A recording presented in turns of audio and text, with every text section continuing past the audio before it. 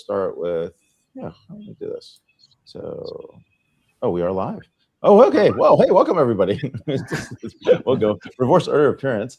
Who's coming to the show? We're going to ask you who you are, where are you coming in from, what are we talking about today, real quick, as we enter episode 435. I'm Ray Wang, one of the co-founders and co-hosts here, along with my amazing co-founder and co-host, Vala Afshar. Our producer, Elle, is in the background, secretly moving things around for us. So let's start with Caroline. Caroline, where are you coming in from? What are we talking about? And I want to know more about the Aftershock. Hello, good morning from beautiful Vancouver in British Columbia, Canada. I'm here to talk about the poly crisis that we're in and what kind of leadership we need to evolve into. And I am the author of Aftershock to 2030, a CEO's guide to reinvention in the age of AI, climate, and societal collapse. We're going to need that mind shift for leaders. We're going to be super excited to get there. Let's talk to Paul. Paul, where are you coming in from? What are we talking about? Hey, good afternoon, everyone. I'm dialing in from Washington, D.C., from my office at FTI Consulting, and here to talk about the current threat landscape and what CEOs and boards, companies, organizations, and people should be doing to counter that. What threat landscape? No one fishes for me. I got no safety word. What's happening? All right. David, where are you coming in from? What are we talking about? Oh, greeting, Rays and Vala. I am also in the blast radius of Washington, D.C., and building on what we just heard, the intersections of tectonics, geopolitics, and how we need to lead differently. All right. We're going to go about 34 minutes for you guys and about 17, 18 minutes for you, Caroline. So let's kick it off. All you, Elle, secretly in the background.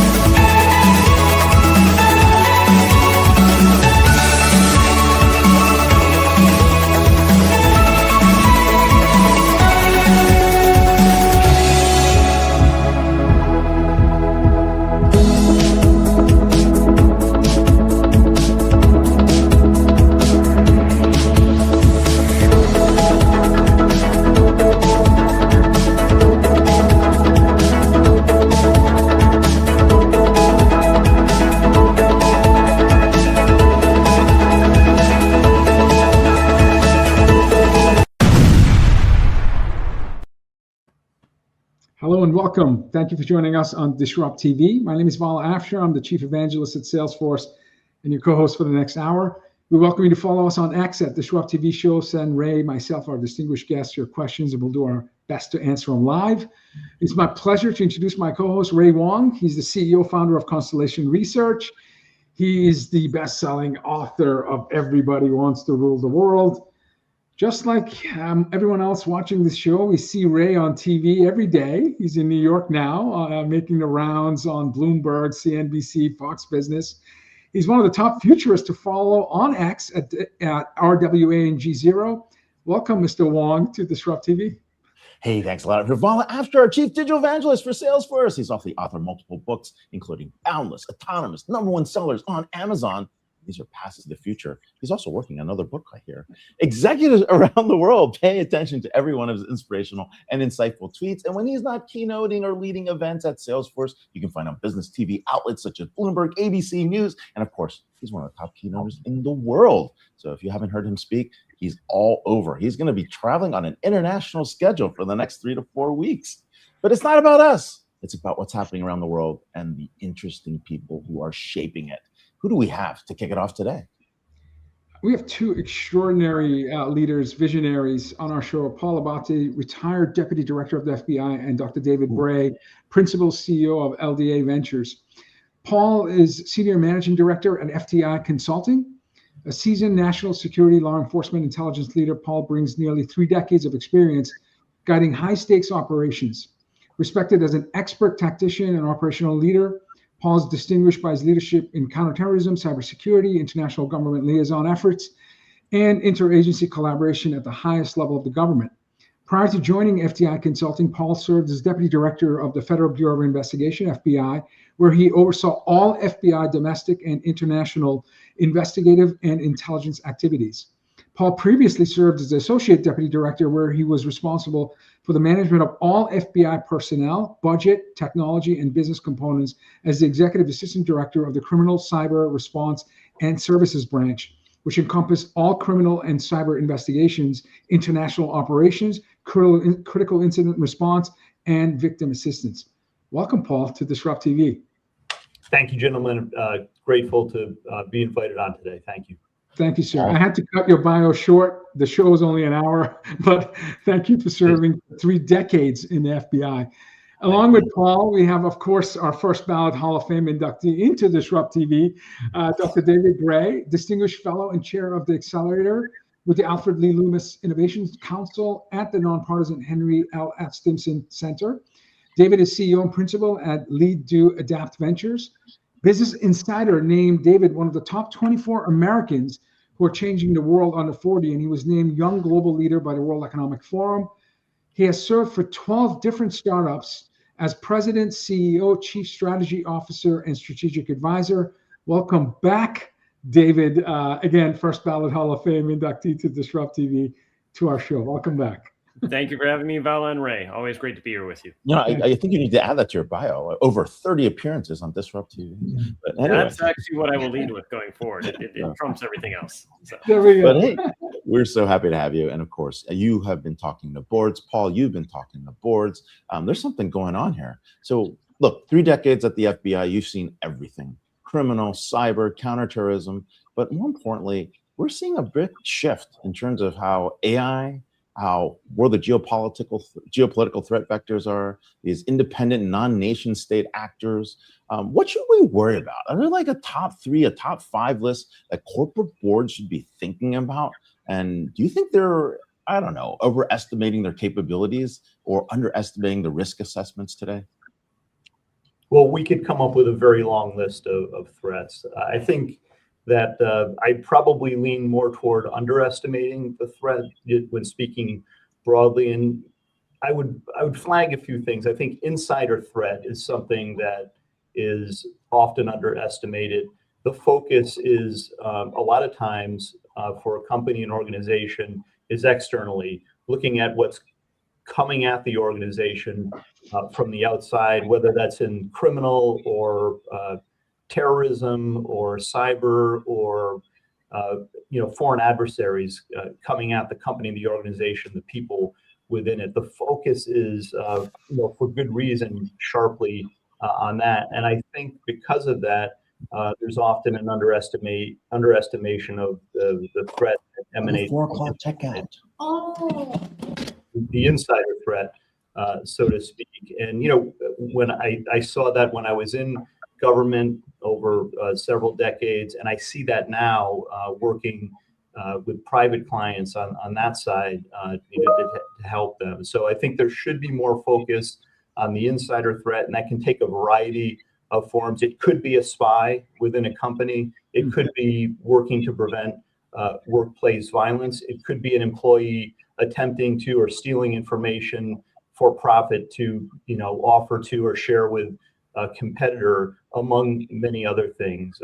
So every company, every board should be focused on that, having building an insider threat program and focused on detecting those types of activities for purposes of prevention before bad things happen.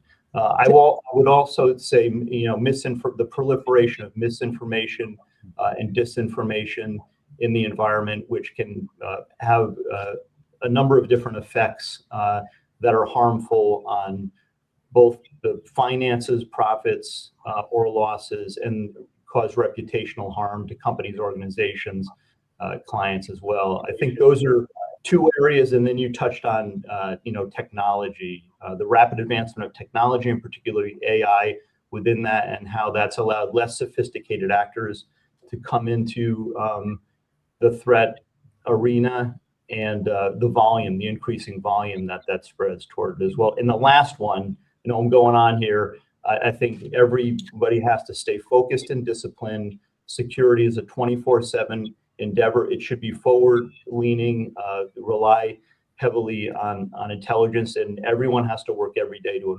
avoid complacency within that, which is a trap that many fall into.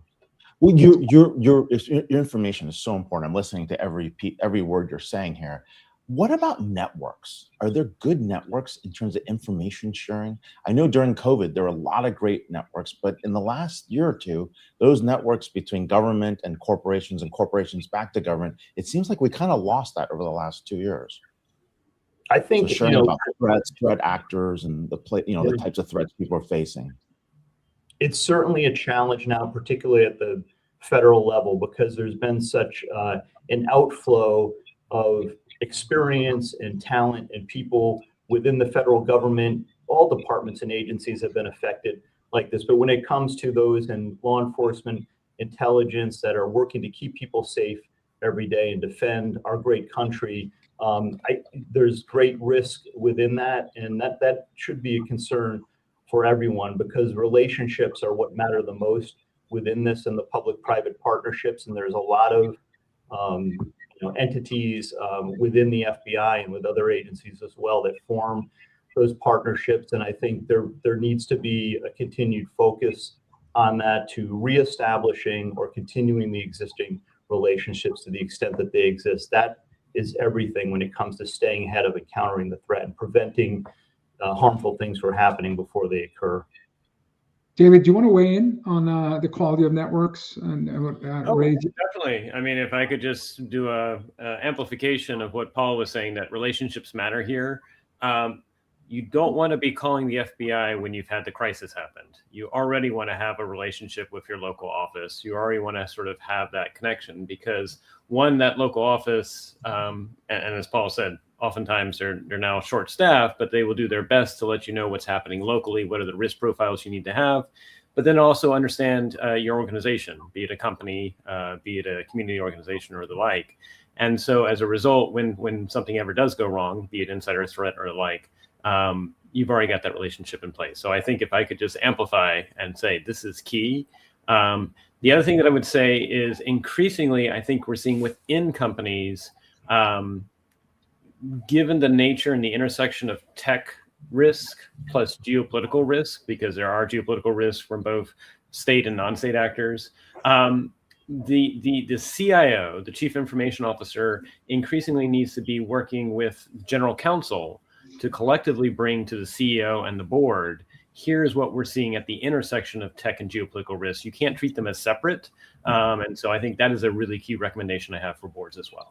Okay, so extending on that, because I don't think there's ever been a time of converged uncertainty as to now when it comes to geopolitical instability. Paul, you've had a stellar 29-year career at the FBI, and your experience leading FBI operations in Iraq, in Afghanistan, in Libya. So extensive, perhaps more than any other guest we've had in the 10-year of our podcast. How should CEOs think differently about geopolitical instability when it directly threatens, whether it's supply chain, personal safety, operational continuity? And today's security is still number one, regardless of the AI hype and excitement, enthusiasm. Security still remains number one priority for CIOs and CEOs. So please advise our CEOs how they should be thinking about running their business, given the conversion uncertainty of today. Yeah, look, what's going on in the world right now, we see it playing out every day with the conflicts, is a reflection of everything you just said. And it's challenged companies, organizations in terms of continuing, business continuity, and also the safety of people around the world, both here in the United States and globally. So that's what where the focus needs to be. And on the supply chain side, again, building redundancies into the supply chain in advance, reflected in inventory or backup plans, that needs to be in place in advance of the types of things we're seeing happen today, in order to sustain and continue business and generate the revenue and the profits that drive business and sustain everyone economically. And then, as you said, the safety of people is of the utmost. That's the most, serious thing. That's what everyone is working at each and every day. And again, both here domestically and around the world, in times like this, people are at greater risk than ever before. So that means, knowing where your employees are 24/7 at all times, real-time tracking, and having plans in place in advance that everyone is aware of, knowledgeable of, and trained up on in terms of, if required, evacuation or providing medical aid or whatever it may be. And I go back to something we talked about in the initial part about those partnerships. Every company should be focused on, whether it's here in the US, as David said, or around the world, coordinating in advance, building the partnerships with local, state, local, and federal law enforcement at every level. That does a couple of things. It puts them in a position to receive intelligence in advance, warning, whatever the threat or hazard may be. It could be natural, or it could be something that's human created or perpetrated. And then it puts people in a position where if things do go off the rails, they have someone to turn to on the response and for help and assistance and guidance. Paul, out of the Fortune 2000 companies, can you give us a sense of how many of these companies have initiatives and plans and relationships that would pass your litmus test in terms of readiness? Many of them do. I think there's been amazing progress made, particularly over, I'd say, even the last decade, in the recognition, again, tragically, because bad things have happened and lives have been lost, and it's been a call to action. And any good company or organization is going to have developed a security apparatus with the people and the policies behind that, and have that in place. Now, I think that has to be constantly reviewed, updated. If you don't have it, you certainly need to turn toward doing that. But it's a constant endeavor each and every day to do it right, to be testing what you have in place and see if there's anything you can do to improve upon that. Because again, it comes down to the future and economic lifeblood of any organization. And most importantly, it comes down to protecting the people that drive the organization and comprise it. Yeah, no, it's a great first principles approach. I mean, that principled precision in order of operations, making that secure, is really around this business resiliency that folks don't think about. And that resiliency, not just in the supply chains, also in your human capital as those decisions are being made. I'm going to pull David in real quick. David, I mean, this is massive board implications, right? You have an audit committee, a compensation committee, a risk committee. I think there's no business resilience committee. I mean, what's going on? Like, these boards have like these traditional stodgy committees, and none of it really helps anybody. Like, what's required there? And then Paul, of course, jump in as David answers as well. So yeah, so I would say you hit the nail on the head, is that we really need to, I mean, risk will always be a nature of business. But I think it needs to be risk and resilience, because I think the reality is, if you want to eliminate all risk in business, then disconnect yourself from the internet, make sure no human being ever touches your systems, and bury them all underground. But if you're in the midst of doing business, it's like driving on the road. You may have an accident happen, but you want to have the appropriate safety features. I think I wanted the right to be disconnected without being adversely impacted. Oh, you could disconnect, but it's kind of hard to do commerce at that point too. So I'm just saying, I got cash. you can disconnect it, but you can't sell anything. Maybe we're just gonna go back to but I would say the three things that I am trying to really help, and this sort of builds on what Paul was saying. First, Paul mentioned supply chains, but to put that in even more specific, we are seeing very sophisticated hardware intrusions by sophisticated threat actors. And so while there's all this work on zero trust security, and now you see, Anthropic's announcements of targeted glasswing, we're going to make great strides when it comes to software vulnerability detection, but we still haven't actually paid the emphasis on how do you verify that that device, whether it's your phone, whether it's your computer, whether it's the things we're sitting in front of right now, our servers, really isn't also phoning some other location, and there goes your data, there goes your intellectual property. So hardware is first. Second, Paul mentioned this about insider threat. There was some emphasis about 6 or 7 months ago that we knew that North Koreans were actually using a combination of generative AI, but also video to try and impersonate employees. I think we're now facing a world that by 2027, 1 in 4 employees won't actually exist. And so you need to ask your HR department. Boards need to ask their HR department. How do we verify that this person who's applying, 1, is real, and 2, that what we're seeing of their talents, and if like maybe we're giving them tests before we actually hire them, that they're actually the ones taking the tests, not either some other human or some other bot. And then finally, contingent workforce. Come on. Yeah. I mean, what could go wrong when you put them in charge of your IT? What could go wrong? And so I think there's that. And then finally, it is recognizing that I've actually had some experience, and this is actually how Paul and I connected at an event back in December, but there are nation state actors that are using Cold War style tactics on companies where they're trying to get someone in a honeypot situation, try to get them compromised, try to do something that they're embarrassed about. And then they say, look, we won't tell anybody as long as you feed us information. So this points to, in addition to having an insider threat program, you need a way that people can come in from the cold and say, look, either something, I made a mistake or something like that, but it's better you know about that. Or maybe they did everything right, but unfortunately it was recorded. And now with generative AI, I'm going to make it look like you did something wrong. Whatever it is, there needs to be that sort of, the reality is Cold War style tactics are now coming for companies. Hey, if it can happen to my state congressman, it can happen to anybody. So,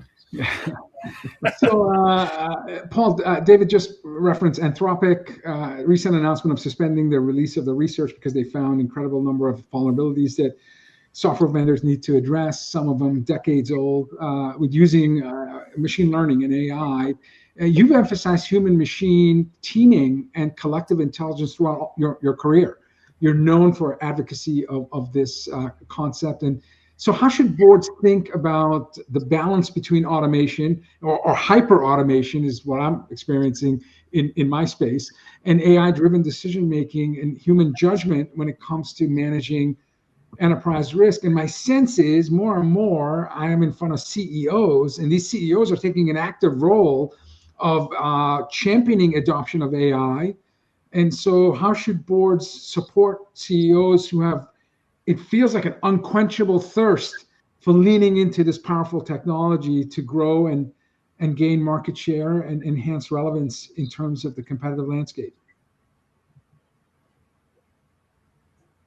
So, Paul, do you want to tackle that one, or would you like me to? Why don't you go, Dave, and then I'll jump in. All right, I'll sort of say, so sort of set the scene. I recommend to CEOs that they follow a 5 approach or principle to that, Vala, which is first, make sure they have what I call responsible heretics. It's both people inside the organization, but people outside the organization that can let them know if they're doing something that's questionable, if they're missing something, because we're all going to have blind spots.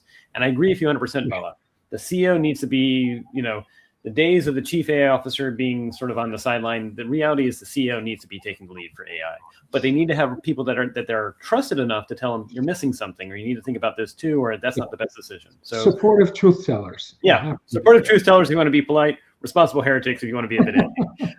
The second, though, is insist on data.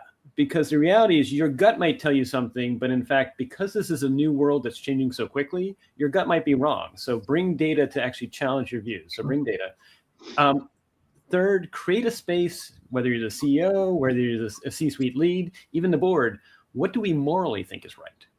Just because it's actually something that looks like it's a good business decision. And, the reality is we might have in 10 years or 15 years, people say, how could they possibly have thought that was a good idea to do? So take the time and give yourself the moral clarity. The 2 other things, though, that I think aren't done enough. How wrong do I have to be as a chief executive? How wrong do I have to be as a board to change my decision? And I call that decision elasticity. So think about, how wrong do you need to be and how would you know if you were that wrong?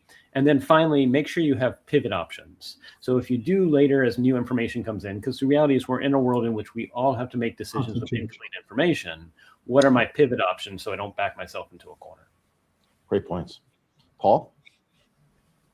Yeah, David touched on this before. I think it's important too when we're talking about working to counter threats and be preventative, making sure that internally in the company or whatever organization is that the individuals responsible for physical security and the teams responsible for cybersecurity are fully collaborating at least, or even integrated. And that's something that, even though a lot of progress has been made, as we said earlier, and there's great maturity, particularly in the largest companies around the world, that's something that I think more work could be done to improve upon, because often those organizations, the cyber and the physical, from a security perspective, sit in separate components and separate from each other, and individuals and teams work really hard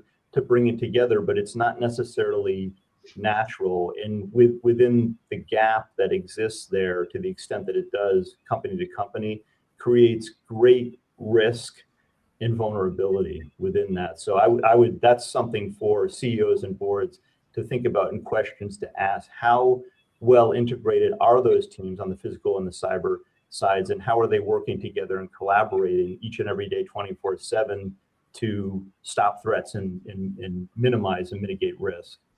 It's a great point. And just when I visit my headquarters in San Francisco, Salesforce Tower, we have smart robots now responsible for physical security, checking every door, window, exit through 60 some odd floors. And so there's a natural blending of the computer visioning and all of the agentic capabilities residing on the robot.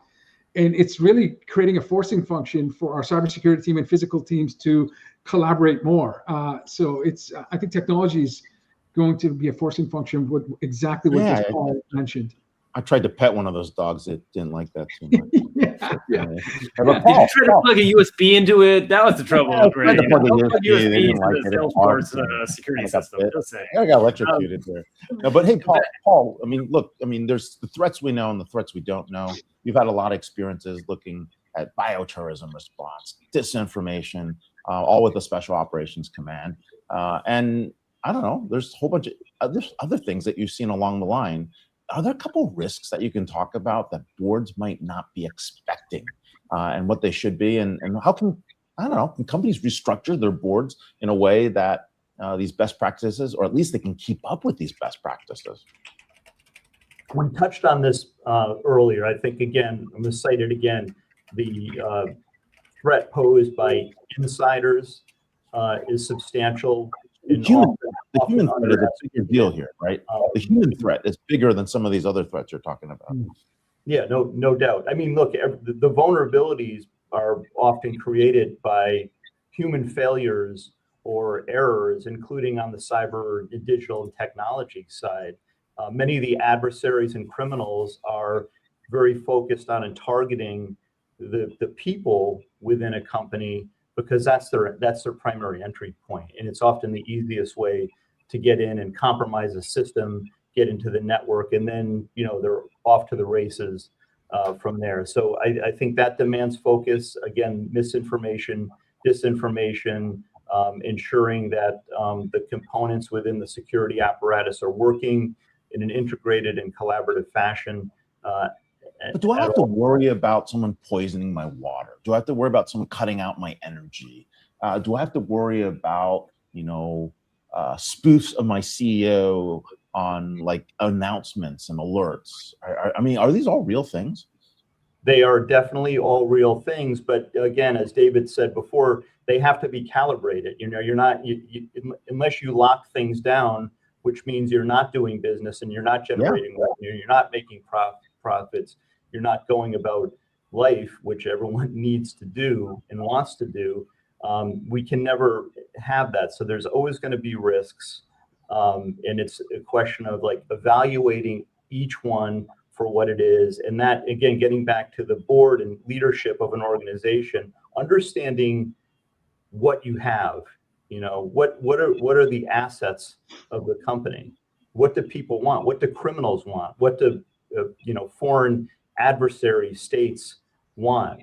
What are they going after? And how do they get at that? You mentioned bioterrorism, things like that. If you are certainly other states like Iran and Russia and China have targeted U.S. critical infrastructure in energy and water. In part, it's about pre-positioning in the event of conflict to cause harm and destruction if it elevated to that level, and that can result in harm to people and our citizens ultimately. So I think you have to be aware of and conscious of literally every form of threat, but you have to calibrate your response based on the level of risk posed, the assessed exposure within that, and the ability of someone to do that. It's certainly a state like the ones I mentioned have the capabilities to do that more so than a lone actor. And David, are you saying the same thing? I am, and I'll give you a source of hope, because I think we don't want people to walk away from DisrupTV to say let's hide underneath a rock. The reality is, yes, the world has challenges and risks, but I would say, sort of building on what Paul said, a board should be asking their CEO, they should be asking the C-suite, what are you doing to reward people if they see something that's odd, but they don't know exactly what it is? And increasingly, as we go into a world in which AI is going to be playing a role, do the same thing with AI. I mean, that is what Mythos, that is what Glasswing is. And again, maybe people won't get access to it because of it's what it can do, but they'll get access to whether it's Opus 4.7 or something else. You need to be putting in place both incentives for your people, but also your machines, if they see something odd, but they don't know what it is, to elevate early. And this gets to the real problem I have right now. If there's one thing I could, hopefully Anthropic is watching your show. If there was one appeal I could say to Anthropic, which is right now in cybersecurity, we don't reward cybersecurity professionals enough. In the real world, if you were a fighter pilot, or if you were, if you had an engagement and you were able to get through that engagement, you would actually get a medal. But in cybersecurity, somehow, if you had a cyber attack or if you had a cyber event, it's like, how dare you? And it's like, we are disincentivizing people to actually engage, to lean in and do the right thing. And so if I was recommending to a board, the board should be asking the CEO, should be asking the C-suite, what are you doing to reward people, especially your cyber defenders, for engagement? Especially because, again, with AI, we're going to both see more cyber attacks, but also as we unleash these cyber vulnerability scanning tools in the short term, probably for the next 2 quarters, there's going to be a spike in identified vulnerabilities. That doesn't mean your people aren't performing well. It's just now we have a better microscope, digital microscope equivalent, that will point out these vulnerabilities. So we really do need to reward people for leaning in, not necessarily for KPIs that look like something's not going well. No, that's great. That's great. Light of hope. So thank you. And for those of you still watching, not hiding under a rock, given the complex nature and the importance of what we've been discussing for the last half hour, Paul, we've been asking you to advise CEOs and boards throughout the show, but you had a 29-year stellar career and you rose to the very highest level at the FBI. Advice to young men and women who just joined the FBI and they're aspiring, hoping, dreaming to have a career that you had. What advice would you give them in terms of the success you had, lessons you learned, failures you're willing to share? What advice do you have for these young men and women who want to aspire to be you? Yeah, I would say just focus on the work. The work that on the street, on the front line every day. That's keeping people safe and defending the country. Again, when I think back, when I started out many years ago, I never thought about or envisioned myself or imagined myself going into management or a supervisory role. I never sought that out. I never pursued it. I think you focus on the work, stay disciplined, do it to the best of your ability, and then that will maybe naturally lead you to a place in leadership if you choose to follow that. And then within that, again, staying disciplined, focused, and then bringing common sense and good sound judgment to everything that you do, approaching things and people with humility, and working hard. That's what it's all about. So getting past Hogan's Alley and the yellow brick road, we're all good.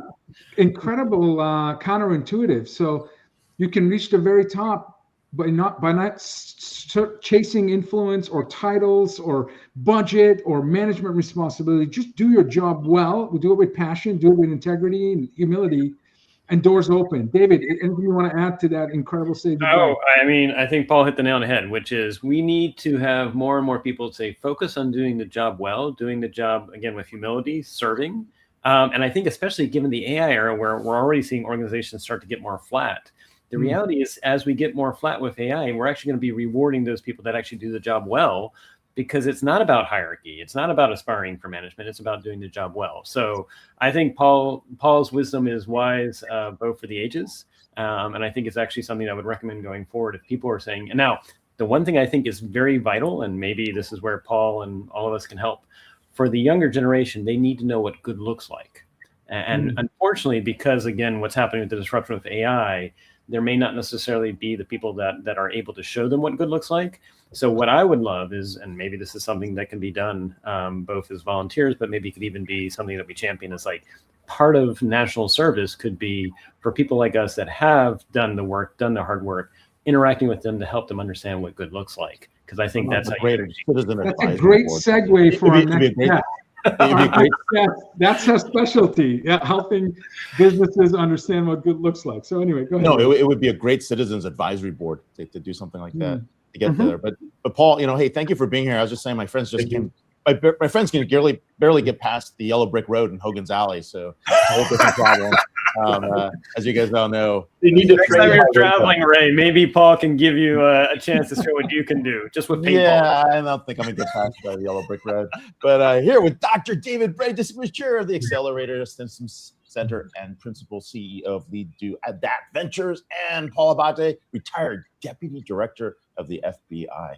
Maybe I'll get some secrets into my file. No, I'm just kidding. I don't have a file. Thank you. Anyways, thanks for being on the show. Take care. Thank you. Terrific. Thank you. Oh, that's awesome. Paul had a stellar career.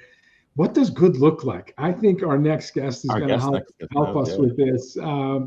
Caroline Stokes, author of Aftershock to 2030, the CEO's Guide to Reinvention in the Age of AI, Climate, and Societal Collapse. Caroline is founder of Forward. You can find theforward.co, a human capital solutions company specializing in executive recruitment and coaching.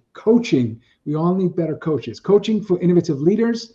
A Sony alumni who contributed to the launch of PlayStation and a PCC level EQ 2.0 certified coach, Caroline has evolved from executive headhunter to leading authority on psychological and strategic leadership reinvention. Caroline works with founders, boards, executive teams to build intelligent, sovereign, and trust-based systems aligned with the complexity of our time. Caroline has spoken at institutions including the World Bank, IEEE US Conference, innovation summits in London, Los Angeles, around the globe. In 2024, Caroline was invited to speak at the UN Peace Day celebration in Los Angeles on cultivating culture of peace. Fantastic TEDx talk you must watch. Caroline's insights have been featured in Harvard Business Review, Fast Company, Forbes, Entrepreneur, Global Mail, all major publications. She was recently named to the Thinkers 50 radar class of 2026. That's a huge accomplishment. Welcome, Caroline, to DisrupTV. Thank you so much for having me.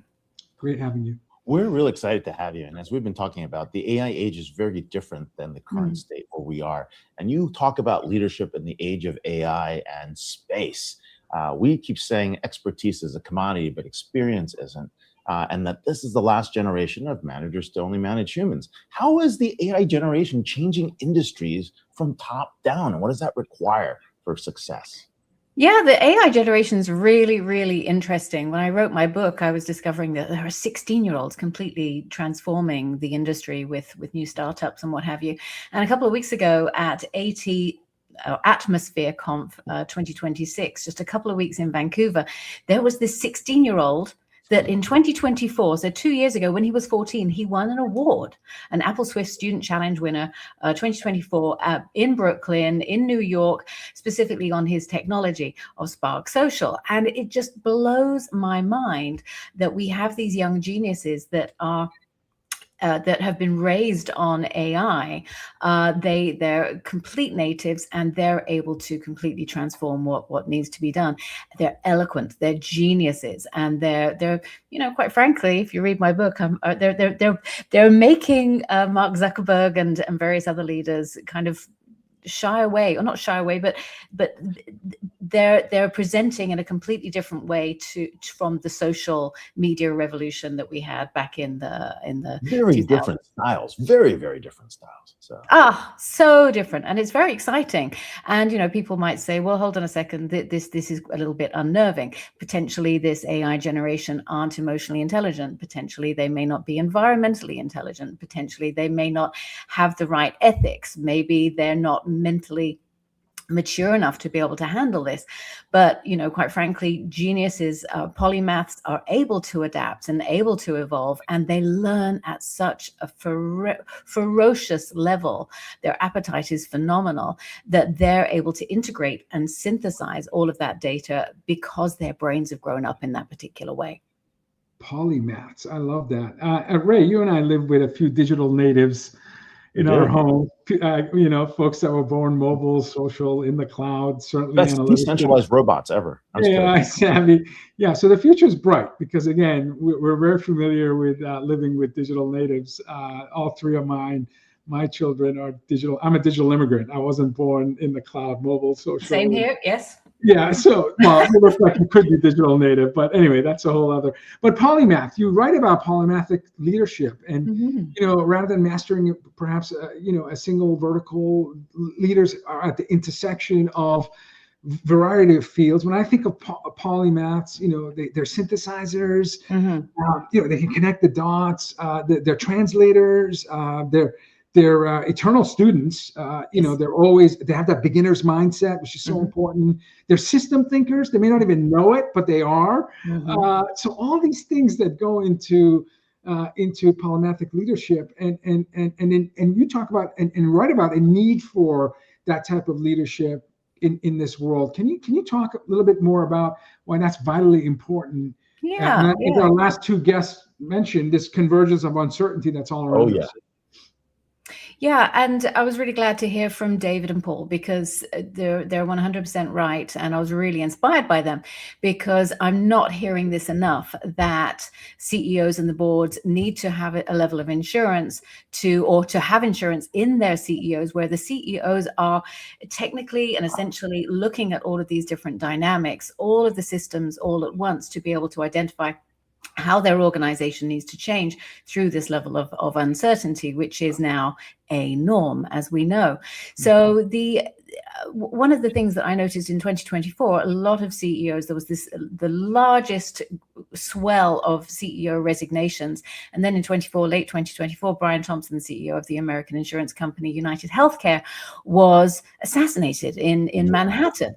So that really put a big emphasis, a huge energy behind me writing my book, which only came out last summer, to create a book to help leaders identify that they need to reinvent themselves, because quite frankly, quarter on quarter, more and more CEOs are resigning.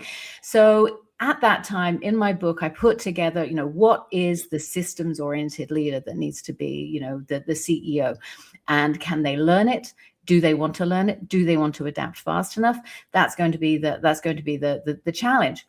They have to be open to understanding what's going on in AI. They need to lead AI. They need to be really, really curious, and not brush it off as something that's just a passing fad. It's a little bit like Windows 95. I mean, I think we're all old enough to remember that. Every single organization had to change like that to be able to communicate effectively. CEOs no longer had their secretaries. They were expected to do their emails themselves. They were expected to take notes themselves. Everything changed. And here we're in a different kind of change. And it's very, very exciting. But I just want to to put it into some kind of grounded context, AI Magazine just reported that the integration of AI into business operations is reshaping the corporate landscape so significantly that they're expecting C-suite leaders to confront the questions about their own roles. So it isn't just Caroline's written a book about this. This is really a case of CEOs need to sit and think, and I think they have been doing the thinking. And they've identified they don't want to be in that role anymore because the environment has changed so much, from the environmental, as we know, the geopolitical, what is and AI and the societal impacts. And what I realized is that from a societal perspective, we don't talk enough really about how powerful society is at expecting to see more. And I think there's a lot of dumbing down, or should I say there's a lot of scare tactics, obviously, in the media right now, with everything that is happening in AI, the wars that are happening on a global level, and our nervous systems are being impacted so significantly in the workplace that we're unable to do what we need to do. So we need CEOs that are polymathic. They have that sensitivity to understanding that it's changing the way people operate. All the systems are impacting employees, and that everything needs to be redesigned and what I like to call reinvented for this new era. You know, you're absolutely right. And what we're seeing is that systems thinking that's really important. That's coming into play. We had a conference about a few weeks ago. We had 120 public CEOs and board of directors. And what we learned in that conversation is the CEOs that are there, they're all becoming a chief AI officer. They're all interested in geopolitics. They know that all the virtue signaling, DEI values, and those things are thrown out the door because there's a whole different mission ahead of them, which requires a very different type of worker. And they know, as I was saying earlier, that expertise is a commodity. They're looking for people with significant experiences. And they're also understanding that they have to train the next generation through simulations, almost kind of like the Star Trek holodeck, where you get that experience and you get to make a mistake in the simulation, but not in the real world. And so when we look at this, how do boards find these polymathic CEOs? As a way to actually, as you say in your book, the new era of accelerating technology, economic, and ecological disruption? Well, first of all, boards need to be able to really have that reckoning with themselves about how they have contributed to the system and whether or not they're ready to adjust to the system. Essentially, boards aren't ready. The boards aren't ready. The boards aren't ready. I mean, the boards have people on there that don't even reflect what you're talking about. So does it start at the board level, then to the CEO? Sorry to interrupt. I believe it starts at the board level and also it requires a CEO that has that energy, that excitement to tackle the challenge that we're currently facing. One of the things that I want to acknowledge, the Financial Times this week actually mentioned or wrote an article specifically about Lloyd's of London's board. In the boardroom now, they have AI in the boardroom, and they've admitted this now, which I think is fascinating, because it's like, you need to have your assumptions challenged. You need to be able to talk about this in a way that hasn't been spoken about before, so that people are able to, communicate together. Have AI be the bad guy, because usually you'll have a coach in the room, and people will shape shift and maybe communicate or communicate one thing but actually do another, because it's very hard to change behaviors within the organization, especially at leadership level. But if the boards are really, really direct about what they want, they can have that internal reckoning themselves. They are able to have that frank communication with the CEOs about what they need. I think this is why a lot of CEOs have resigned or moved on or changed track, because they just haven't been able to keep up, or they just don't have the appetite for it. It's going to be significantly, and it is significantly different. And what I appreciated as well when I was listening to Paul is that with his cybersecurity head on, he's expecting leaders to think about the internal systems, and not just the external systems, but the internal systems that can jeopardize success, reputation, credibility, and all of the different aspects that are necessary for an organization to function. So a lot of CEOs just think back to the 90s. It was all about, quarterly results and let's just get things done. And that has continued through, until quite recently. And it's very hard to shake those behaviors. So this is why I call it a reinvention, and it's going to be hard work. But if you have the energy for it, you have the curiosity, you're excited about, reinventing something, let's do it. No, absolutely. Absolutely. We have about 300 AI agents active at my company. And you're right. You have really frank conversations, more radical transparency when you're engaged with an AI agent than your human colleagues. It's kind of a delicious paradox. I don't understand it, but I find myself perhaps revealing stuff I when I'm conversing with an agent more so than my colleagues. I can tell you why. So when you are dealing with other human beings, lack of judgment, yes, there's judgment, there's micro expressions, and you're trying to interpret what's happening here. What we know, and you know this, with AI, it's gathered it's synthesized everything pretty much in the world, all of the knowledge. So you're able to adjust your thinking in the process. What the challenge is, and this is where I think we're moving into, and we're seeing a lot of it with burnout, loneliness, is the way that if you and I work with AI to solve a particular problem, we can solve it really, really quickly. What we have to be able to do is to bring everybody else along with it. Right. So if you're able to jump across the Grand Canyon, in half a day, think about how you have to then communicate, influence, ensure that you've got the trust with everybody else to also get to that point, because they're probably going down the canyon and they're going to take a few days to get there. So to avoid being frustrated, irritated, which actually breaks psychological safety and trust. No, absolutely. We had Jeff Bezos, chief of staff. He was often referred to as Jeff's shadow because he followed Jeff around for a decade plus, Colin Breyer. And he said Jeff sometimes would remind him that he's often asked what's going to change in 10 years, which is a good question.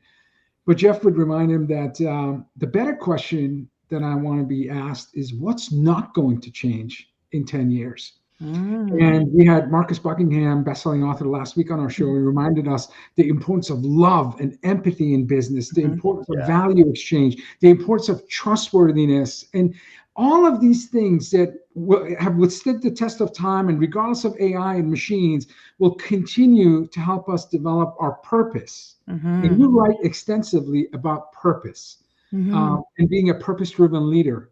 Is part of getting grounded and having these CEOs not leaving, is it because they need more clarity, more coaching, so that they can define a purpose that gives them not only the education, but the inspiration to weather the storm?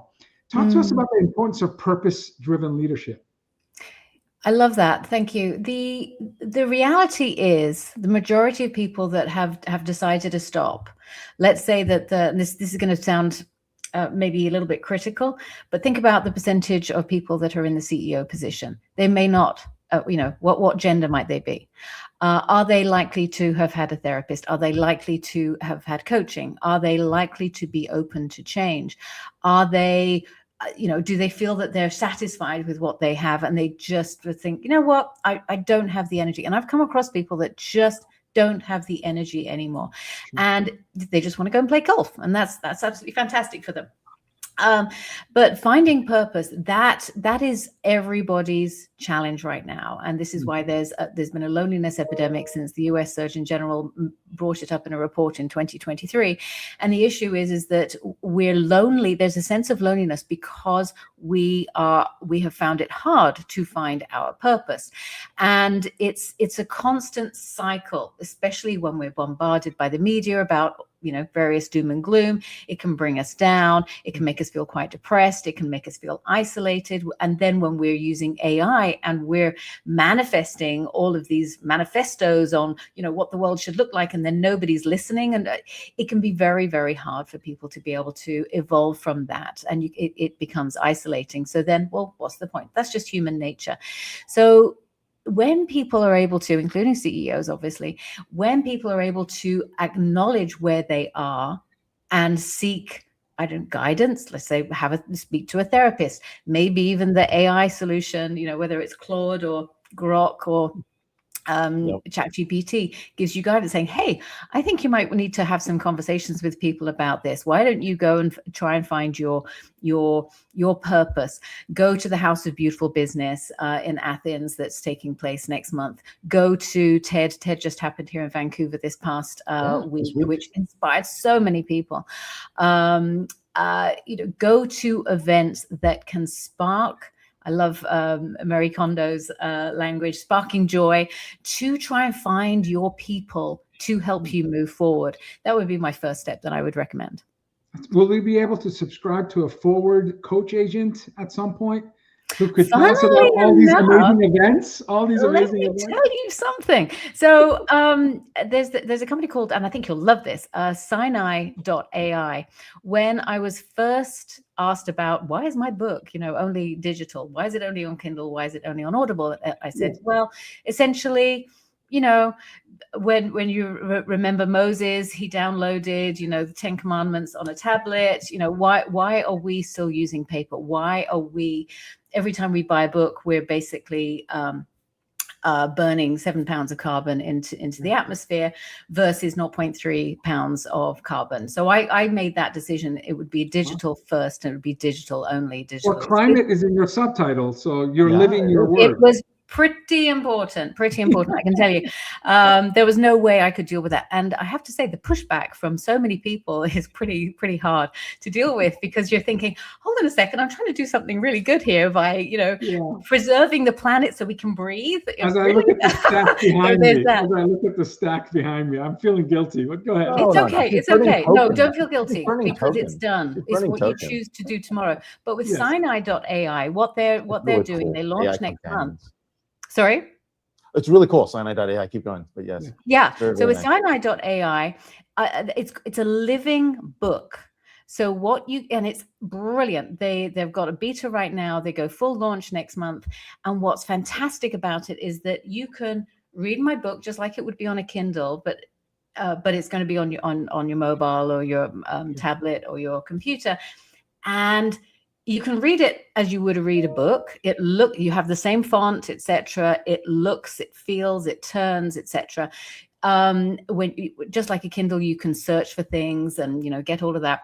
Sure. And then there's the audio version, so it's my voice that from the audiobook that is incorporated into that. And then there's a ChatGPT version where you can stop the book at any time and verbally ask, so what does that mean? How is what I've just heard about radical listening, how can I incorporate that into my book? So it's like having me as a coach in the book. It's all there. I'm basically, awesome. I don't need to work anymore. That is awesome. And I'll tell you why it's awesome, because I'm a slow reader. Right. And often it's the second or third time where I end up ultimately reading between the sentences. Yep. I don't even know how to explain that, but it's hidden ahas reveal themselves the second or third time. I wish it would be the first time, but it's not. That's why I'm a slow reader. So I'll be one of those people that would have conversations. Of course, it would take me forever to get through the book, but at least I would understand the key learnings. So anyway, that's awesome. That's great. Congrats. Go ahead, Ray. Yeah. No worries. I can't believe I just revealed to so many people that I'm a slow reader, but it is what it is. It means you're absorbing and synthesizing, then you're going to put it into action. You're very kind. No, This has been great. I mean, we've been talking about reinventing leadership, thinking about this new mindset, and of course, what happens in the age of AI. This is really going to require a different type of leader, and we're really excited for those people that are looking for that transformation. The next set of CEOs, definitely a book to check out. You can get it digitally, or check it out on Amazon if you really need to. So. But hey, congratulations! We're excited to have Caroline Stokes, author of Aftershock to 2030: A CEO's Guide to Reinvention in the Age of AI, Climate, and Societal Collapse. We didn't go there, but yeah. Thank you, Caroline. Thank you for being on the show. Thank you so much. Thank you. That's Caroline's second book, by the way. Both successful books. I know. That was a great book. Hope she stays in the green room. We'll catch up with her. So. And Wow, that was well, that was the fastest hour of my week. That was we could have talked to all three guests for the entire hour, and we're really really thrilled and honored that we get guests on our show, recommendations from guests on our show. And so if you have your favorite author, if you have your favorite thought leader, or someone who's had a stellar career like Paul, please let us know, and we'll do our best to get him on the show. We do have the world's best producer, so she can make things happen. Just let us know. Next week, we're going to talk to Joseph Kim, President, CEO of Druid AI, and we're going to talk to Paul McCarthy, not the Beatles, author of. I thought we got Sir Paul. I was gonna just leave it there and see if you get a big turnout next week. Paul McCarthy, author of The Fired Leader, and this is F.R.I.R.I.E.D, capital Fired Leader. So we'll learn about that next week. Thank you for watching our show. If it's Friday, it's Disrupt TV. We'll see you next week. Bye, everyone.